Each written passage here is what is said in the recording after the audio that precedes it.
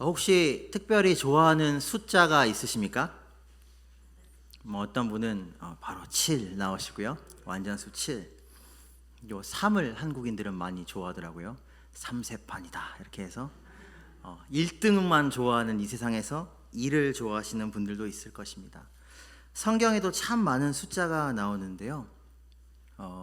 오늘 특별히 12이라는 숫자에 대해서 잠깐 이야기를 하고 말씀을 나누려고 합니다. 12이라는 숫자는 성경에서 아주 중요한 수입니다.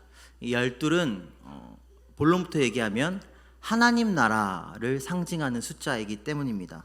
가득 차 있는 것, 풍요로운 것, 그리고 하나님의 것을 상징하는 숫자가 바로 12입니다. 그래서 구약에서도 보면 이스라엘 12지파, 이 12지파로 이루어진 이스라엘 나라는 하나님의 통치 아래에 있는 하나님의 나라를 상징하는 것이죠. 그런데 이 이스라엘의 12지파로 이루어진 하나님의 나라가 혈통과 율법으로 이루어지던 하나님 나라가 실패하죠. 구약에서 예수 그리스도께서 오십니다. 그리고 오늘 말씀에 12제자를 세우십니다. 이것은 단적으로 얘기하면 이제 더 이상 율법과 혈통이 아닌 믿음으로 말미암는 새로운 하나님 나라 백성을 예수 그리스도께서 소집하는 장면이라고 할 수 있습니다. 이들은 이제 앞으로 어떻게 되냐면 하나님 나라의 터가 되어서 신약의 12사도가 바로 교회의 터와 같은 존재가 되어서 이들의 믿음과 가르침 위에 우리 신약 교회가 세워지게 될 것입니다. 우리가 교회인 것이죠. 오늘 우리가 과거의 유대인들이 아니라 예수 그리스도를 믿는 우리가, 믿음으로 하나님 나라에 들어간 우리가 오늘날 교회인 것이고 하나님 나라의 백성들인 것입니다. 이 사실을 믿으십니까? 그렇습니다. 교회, 에베소서 2장 20절에 보면 이렇게 말씀하고 있습니다. 너희는 사도들과 선지자들의 터 위에 세우심을 입은 자라. 그리스도 예수께서 친히 모퉁이 돌이 되셨느니라. 오늘 말씀을 보면 예수님이 산에 오르십니다. 특히 예수님이 특별히 중요한 말씀을 하실 때는 그 장소가 보통 산인 경우가 많으시더라고요. 아무래도 의도적으로 구약의 이제 이스라엘 백성들이 산에서 모세를 통해서 율법을 받았던 것을 떠올리게 하기 위함인 것 같습니다. 이때 예수님 주변에는 이미 수많은 무리들이 있었습니다. 예수님이 이미 병도 많이 고치셨고 병자도 고치셨고 귀신도 내쫓으셨고 막 예수님의 명성이 이렇게 퍼져나가고 있을 때였습니다. 많은 사람이 예수님께 나와서 예수님이 그들을 고치시고 지키시고 고치시고 또 가르치시고 또 너무 많이 밀려드니까 앞의 내용을 보면 배를 강에 이렇게 바다에 띄워두고 사람들과 거리를 두고 말씀을 가르치시는 장면도 나오는데요. 특별히 그 많은 큰 무리 중에서 오늘 12를 부르십니다. 이 12를 부르셨다는 것은 그 수많은 사람들 중에 12사람만 특별했다라는 것이 아니고요. 대표성을 갖는 것이죠. 특별히 아까 말씀드렸던 이제는 믿음으로 들어가는 새로운 하나님 나라 백성들의 대표로서 그 터로서 이제 예수 그리스도의 가르침을 전할 자들로서 사도들을 세우시는 것입니다. 그런데 오늘 말씀을 보면 아주 중요한 내용이 이렇게 나옵니다. 13절에 또 산에 오르사 어떤 사람들을 부르셨습니까? 말씀이 나와 있네요. 자기가 원하는 자들을 부르셨다고 합니다. 이 이야기가 굉장히 중요한 이유는 무엇일까요? 우리는 가끔 이런 생각을 하죠. 내가 기독교 집안에서 잘 믿고 잘 자라고 내가 교회 다니고 싶어서 교회 나왔고 신앙생활을 시작했다. 이렇게 간혹 이야기하시는 분들이 있습니다. 그러나 오늘 말씀에 보면 순서가 뒤바뀌어야 하는 것이죠. 예수께서 누구를 부르셨습니까? 자기가 원하는 자들로 12사도를, 교회의 터가 될 자들을 부르셨습니다.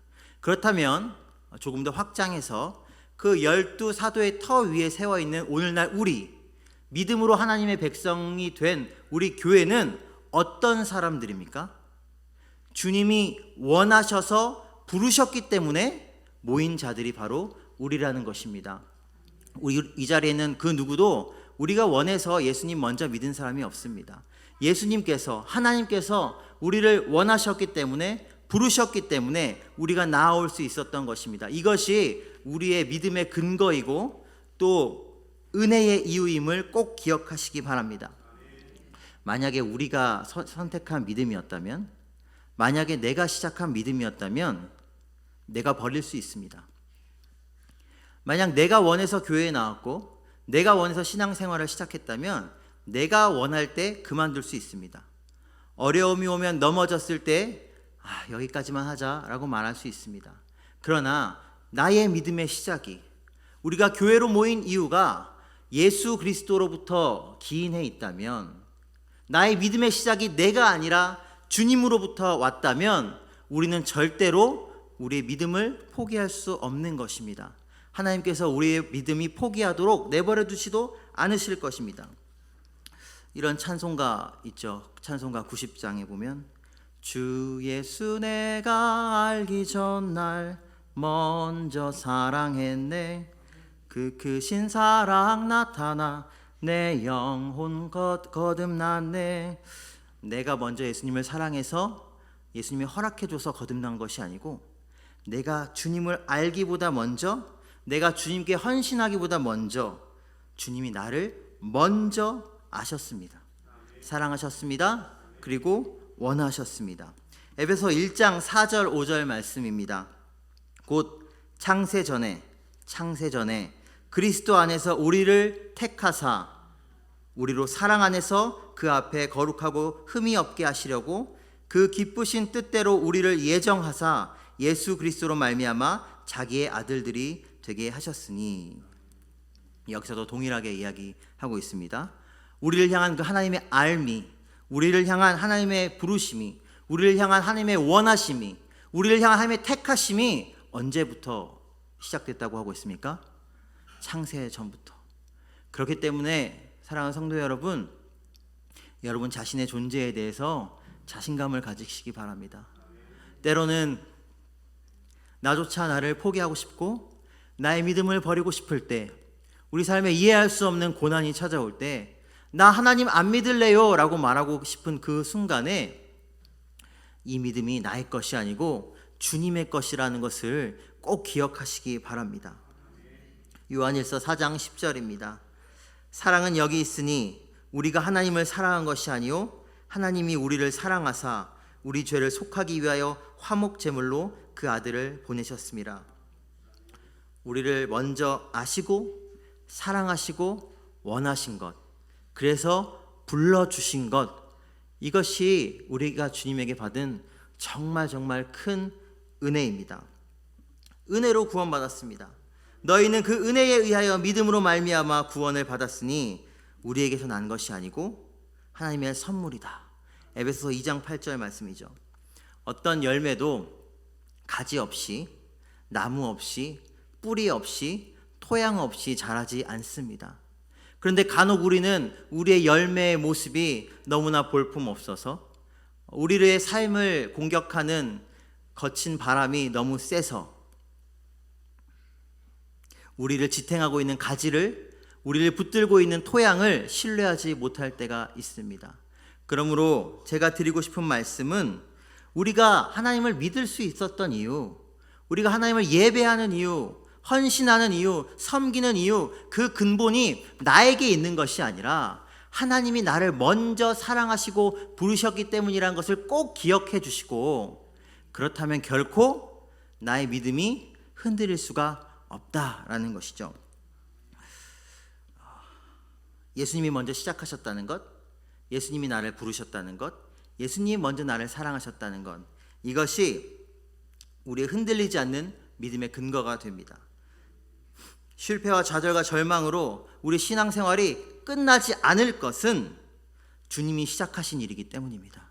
주님이 끝까지 붙들어 주시기 때문입니다. 그분의 신실함을 우리가 믿고 어떠한 상황에서도 주님의 은혜를 기억하고 우리 믿음을 붙드는 우리가 되기를 간절히 소망합니다. 특히 이 자리에 나오신 우리 모든 성도님들, 우리 모두가 주님이 먼저 우리를 원하셨고 우리를 부르셨다는 그 은혜의 사실을 꼭 믿으시고 기억하시기 바랍니다. 오늘 보면 12사도의 명단이 등장하는데요, 우리가 잘 아는 시몬 베드로로부터 예수님을 판 가롯 유다까지 아주 다양한 인물이 등장합니다. 그 내용을 보면 이렇습니다. 어부도 있고요. 세례 요한을 쫓아다니던 경건한 사람들, 나다나엘처럼 무화과나무 아래에서 메시아를 기다리며 성경을 보고 기도하던 사람들, 이런 경건한 사람들이 있습니다. 아까 말씀드렸던 일반인들, 어부들 있습니다. 마태, 세리 마태와 같이 로마 제국에 일을 하던, 오늘날로 치면은 매국노, 그런 사람들도 있습니다.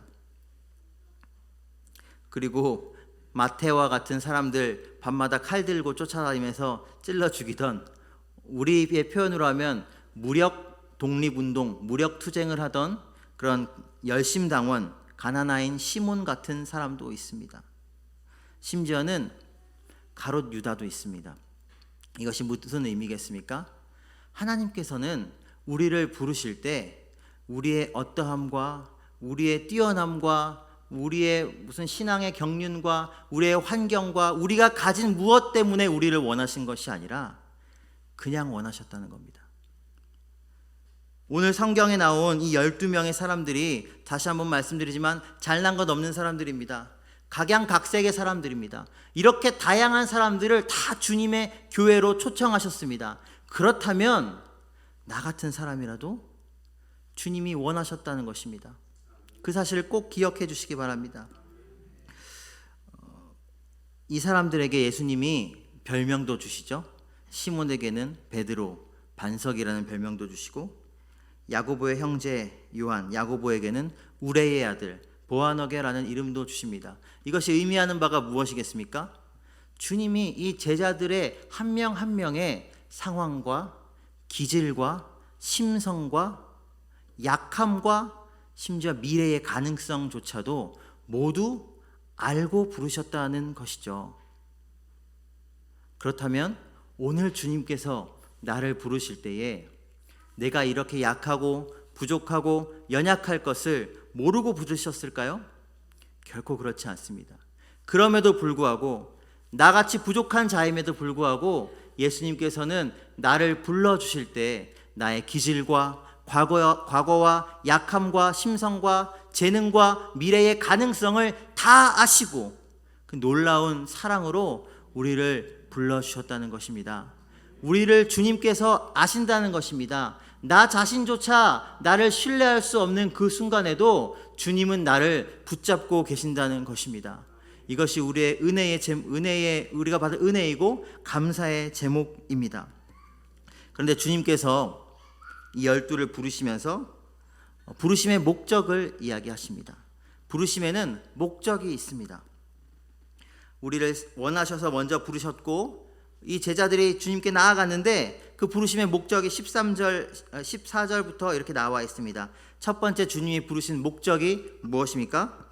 첫째, 함께 있게 하시고, 이렇게 되어 있습니다. 함께 있게 하시고. 보통 우리는 누구와 함께 있기를 원하나요? 사랑하는 사람이요, 좋아하는 사람이요. 우리는 누구와 함께 있기를 원합니까?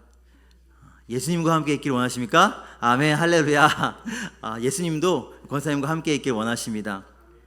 우리 살면서 마음이 잘 맞는 사람, 좋아하는 사람, 편안한 사람, 사랑하는 사람과 함께 있기를 원합니다. 왜 결혼하셨냐라는 질문을 드리면 너무 실례가 될까요? 연애를 합니다. 두 사람이 서로 사랑합니다. 그냥 같이 있으려고 결혼합니다. 더 오래 함께 하려고 결혼합니다. 서로의 모든 것을 이해하고 품고 더 사랑하기 위해서 결혼합니다. 우리가 각자의 삶의 자리에서 개별적으로 예배 드릴 수 있는데 함께 모여 예배하는 이유는 무엇입니까? 왜 우리는 춘천중앙성결교회라는 이름으로, 1교구 무슨 명동구역이라는 이름으로 모여서 예배하는 것입니까? 하나님과 우리만 사랑하면 안 되나요? 하나님의 사랑 안에서 우리가 서로 사랑하기 때문에 모이는 것입니다. 누구와 함께 있다고요? 사랑하는 사람과. 근데 예수님께서 우리를 부르신 가장 첫 번째 목적을 보니까, 제1 목적을 보니까 함께 있게 하시려고 부르셨다, 이렇게 이야기합니다. 에덴 동산에서 예수님이 아담과 하와와 함께 동산을 거니셨습니다. 출애굽기 말씀 보니까 6장 6, 7절 보면, 그러므로 이스라엘 자손에게 말하기를 나는 여호와라, 나는 애굽 사람의 무거운 짐 밑에서 너희를 빼내며 그들의 노역에서 너희를 건지며 편팔과 여러 큰 심판들로서 너희를 속량하여 너희를 내 백성으로 삼고 나는 너희 하나님이 되리니 나는 애굽 사람의 무거운 짐 밑에서 너희를 빼낸 너희의 하나님 여호와인 줄 알지라, 이렇게 이야기하고 계십니다. 무엇 하기 위해서 속량하셨죠? 너희의 하나님이 되고 너희는 나의 백성으로 삼으려고, 함께 있으려고 구원하셨다, 이렇게 말씀하십니다. 마태복음 1장 23절엔 이렇게 이야기하십니다. 보라, 처녀가 잉태하여 아들을 낳을 것이요 그의 이름은 임마누엘이라 하리라 하셨으니 이를 번역한즉 하나님이 우리와 함께 계시다. 심지어 성경의 마지막 책인 요한계시록에는 이렇게 기록하고 있습니다. 요한계시록 23장 3절 4절인데요. 내가 들으니 보좌에서 큰 음성이 나서 이르되 보라, 하나님의 장막이 사람들과 함께 있음에 하나님이 그들과 함께 계시리니 그들은 하나님의 백성이 되고 하나님은 친히 그들과 함께 계셔서 모든 눈물을 그 눈에서 닦아주시니 다시는 사망이 없고 애통하는 것이나 곡하는 것이나 아픈 것이 다시 있지 아니하리라. 처음 것들이 다 지나갔음이로라. 성경 전체를 관통하는 여러 중요한 주제 중에 하나를 꼽으라면 하나님이 우리와 함께 하신다. 하나님이 우리와 함께 하시기를 원하십니다. 그래서 우리를 부르셨습니다. 우리를 사랑하시기 때문입니다. 우리가 그 충만한 사랑을 나누시기 원하시기 때문입니다. 첫 번째, 우리와 함께 있으려고. 그렇다면 두 번째 목적은 무엇일까요? 바로 이어서 나오죠. 또 보내사 전도도 하며. 많은 사람들이 노동을 저주처럼 여기는 시대에 우리가 살고 있습니다. 덜 일하고 많이 벌고 많이 놀면 잘 산다고 우리가 생각합니다. 그러나 정말 그럴까요? 일이 없으면 정말 좋을까요? 존재 가치와 효용 가치라는 말이 있는데요. 존재 가치는 너는 존재만으로도 소중한 사람이야. 당신은 사랑받기 위해 태어난 사람. 그게 존재 가치입니다. 우리 부모님들이 우리 자녀들의 존재 가치를, 자존감을 키우기 위해서 많이 노력하시죠. 근데 효용 가치는 무엇이냐면 내가 쓸모 있는 존재라는 것을 느낄 때 채워지는 자존감입니다. 이 두 가지가 아주 다르다고 합니다. 여러분도 잘 아시는 오은영 박사님이 한 아이를 진단했는데, 어떤 아이가 자꾸 부모님께 인정받으려고 엄마 나 잘했지? 엄마 나 이거 잘했지? 이런 이야기를 들어보셨을 거예요. 그때 오은영 박사님이, 그래서 부모님이 너는 소중해, 내가 널 사랑해 하는데 계속 그 아이는 아니 그게 아니고 엄마 나 잘했지? 오은영 박사님 하시는 이야기가 무엇입니까? 이 아이는 지금 존재 가치를 인정받기 원하는 것이 아니라 내가 엄마 아들로서 무언가를 해냈다는 것, 잘했다는 것, 그거를 박수받고 인정받기 원하는 겁니다 라고 이야기하죠. 하나님께서 에덴 동산에 아담과 하와를 주셨을 때 우리는 에덴 동산이 그냥 놀고 먹고 마시고 즐기는 곳이라고 생각하기 쉽지만 그렇지 않죠. 하나님께서 심지어 에덴 동산에서도 아담과 하와에게 일을 주셨습니다. 경작하라고 하셨고요, 그 동산을 지키라고 하셨고요, 생육하고 번성하고 땅에 충만해서 다스리라고 하셨고요, 동물들의 이름을 짓도록 하셨습니다. 그것이 고통스러운 노동이 아니라 하나님의 형상을 닮은 아담이 하나님의 형상대로 무언가 가치 있는 것을 창조해내는 일이었기 때문입니다. 우리 모두가 할 일을 하나님께서 주셨습니다. 우리가 무언가 우리는 사람은 하나님을 닮았기 때문에 가치 있는 일을 할 때, 뭔가 창조적인 일을 해낼 때에 또 기쁨을 느끼는 존재인 것이죠.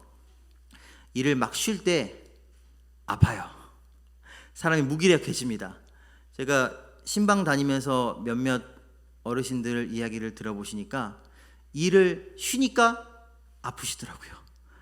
일을 쉬다가 다치시고, 일을 쉬니까 너무 심심하고, 일을 할 수 없으니까 무기력해지고. 우리는 본질적으로 창조하는 존재입니다. 가치 있는 일을 해야만 하는 존재입니다. 그런데 그 일을 하나님께서 우리에게 주셨습니다. 무엇입니까? 오늘 말씀 보니까 전도. 하나님이 우리에게 주신 일, 전도의 사명, 복음 전하는 일. 어떻게 해요? 아까 말씀하신 대로 우리를 먼저 부르신 하나님의 사랑, 함께 있고자 하시는 그 하나님의 사랑을 우리가 우리의 삶을 통해서 드러내는 것. 예수님 믿으세요 라는 복음의 메시지를 바르게 전하는 것도 중요하지만, 우리의 존재 자체로서 우리가 하나님과 함께 있는 모습을 통해서 주변 사람들이 와, 당신을 보니까 정말 하나님이 살아계신 것 같습니다. 나도 예수님 믿고 싶습니다 라는 고백이 나오는 그런 삶을 사는 것, 그것을 살도록 하나님이 사명을 주셨다는 것이죠. 복음을 전하는 일, 우리를 통해 하나님의 사랑과 은혜가 전해지는 일, 그 일을 우리에게 주셨습니다. 마태복음 18장 19절에도 이렇게 나오는데요. 예수께서 나와 말씀하여 이르시되 하늘과 땅의 모든 권세를 내게 주셨으니 그러므로 너희는 가서 모든 민족을 제자로 삼아 아버지와 아들과 성령의 이름으로 세례를 베풀고 내가 너희에게 분부한 모든 것을 가르쳐 지키게 하라. 볼지어다 내가 세상 끝날까지 너희와 항상 함께 있으리라 하시니라. 우리의 삶에 하나님으로 인한 만족이 있고, 하나님으로 인한 기쁨과 행복이 있고, 하나님의 일을 함으로 인한 기쁨이 넘치시기를 간절히 소망합니다. 마지막 세 번째 목적이 등장합니다. 14절 끝 15절 보면 귀신을 내쫓는 권능을 가지게 하려 하셨다. 귀신을 내쫓는 권능이라는 것은 단순히 1차적으로 축귀, 축사 사역을 의미하죠. 실제로 제자들이 예수님처럼 예수님의 이름으로 귀신들을 쫓아내었습니다. 그러나 더 깊은 의미가 있는데, 그것은 죄와 죽음과 사망과 공중 권세 잡은 자들 아래 놓여 있는 이 세상을 하나님의 나라로 변혁시키는 일인 것이죠. 하나님 나라 백성을 우리가 살아가고 보여주고 복음을 전함으로써 어떻게 합니까? 그 악한 세력을 걷어내고 하나님 나라의 방식을, 하나님 나라의 문화를 이 땅 가운데 건설하는 것입니다. 우리는 위대한 복음의 위인들의 이야기를 잘 알죠. 성경의 인물들만 아니라 우리가 존경하는 여러 장로님들이나 크리스천 기업인들, 정치인들의 이야기를 잘 알고 있습니다. 그들이 목회자가 아닙니다. 정치인이고 의사이고 기업인이고, 그런데 그들을 통해서 사람들은 하나님께 영광을 돌립니다. 이 세상이 더 아름다워졌다고 말합니다. 그 일이 바로 이 세상에서 귀신을 내쫓는 권능을 행한다는 의미입니다. 또 우리가 이렇게도 생각해 볼 수 있습니다. 우리가 그리스도인으로 살아간다면 얼마나 많은 고난을 받나요? 얼마나 많은 어려움에 처할까요? 우리가 하나님의 사랑 때문에 그리스도인으로서 나의 정체성을 가지고 복음을 전하고 살아갈 때 참 많은 어려움을 겪게 됩니다. 특히 요즘에는 더욱 그런 것 같습니다. 우리 청년들의 이야기를 들어보고 중고등학교 학생들의 이야기를 들어보면 더 이상 기독교가 사회 주류가 아니고요, 사회에서 뭔가 소수이고 외면받고 손가락질 당하는 그런 분위기가 만연합니다. 당당하게 나 그리스도인이야 라고 말하고 나 예수님 믿어 라고 말하는 것이 우리 청년들에게, 우리 중고등부 학생들에게 굉장히 큰 도전이 되는 시대를 우리가 살고 있습니다. 70년대, 80년대, 50년대, 60년대 그 엄청난 부흥을 경험하신 우리 어르신들께서는 생각보다 이게 받아들이기가 쉽지 않은 현실일 수도 있는데, 오늘 우리의 현실이 그렇습니다. 예수님 잘 믿으니까 컨닝 안 하고, 예수님 잘 믿으니까 손해보고, 예수님 잘 믿으니까 직장에서 수군거리지 않고, 예수님 잘 믿으니까 대학에서 사바사바하지 않고, 예수님 잘 믿으니까 정직하게 공부하고, 이 모든 것들이 사람들에게 박수받을 이유가 되어야 하는데, 에이 위선자들, 아이 뭐 그렇게까지 하나, 세상 사람들에게 조롱과 멸시의 이유가 되는 시대를 우리가 살아갑니다. 그것을 우리가 어떻게 견뎌낼 수 있겠습니까? 어떻게 우리가 우리의 믿음을 지키고 그리스도인으로서 살아갈 수 있겠습니까? 오늘 말씀 보니까 귀신을 쫓아내는 권능을 주셨다, 이렇게 이야기하십니다.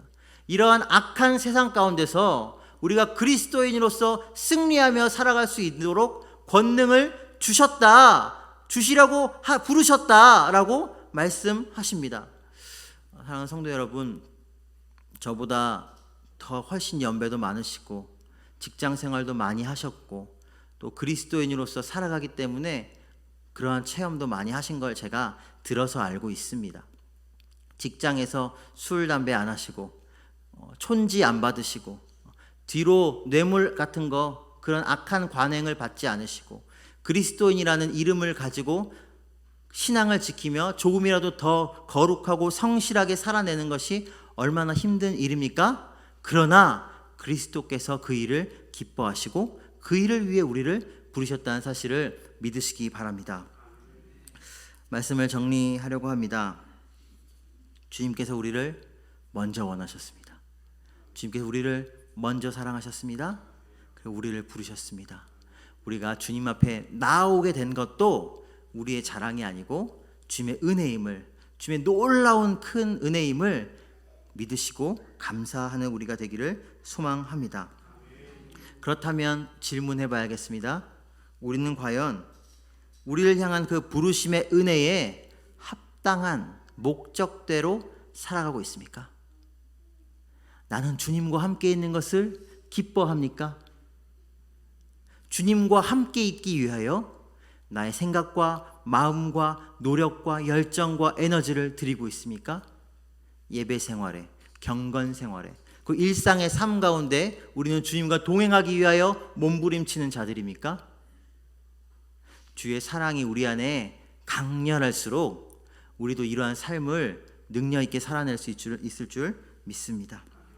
또한 우리가 그러한 삶을, 주님과 함께하는 삶을 살아갈 때에 주님과 함께하는 우리의 모습을 통해 복음이 전파될 것이고, 또 우리가 주님과 함께하는 그 삶을 통하여 우리를 억누르는 악한 세력들이 무너질 것이고 세상의 악한 문화가 변화될 것을 믿습니다. 또 한 가지 개인적 차원이 아니라 우리 공동체적 차원에서도 질문을 나누고 싶습니다. 우리 교회의 모든 사역의 목적과 방향이 주님이 교회를 부르신 이유와 일치하고 있습니까? 오늘날 많은 교회들이 실패하고 넘어지는 이유를 고민해 봅니다. 많은 분들이 이야기하기를 사람을 목적이 아닌 수단으로 삼기 때문이다, 이렇게 이야기합니다. 그래서 많은 이들이 상처받고 교회를 떠난다는 것이죠.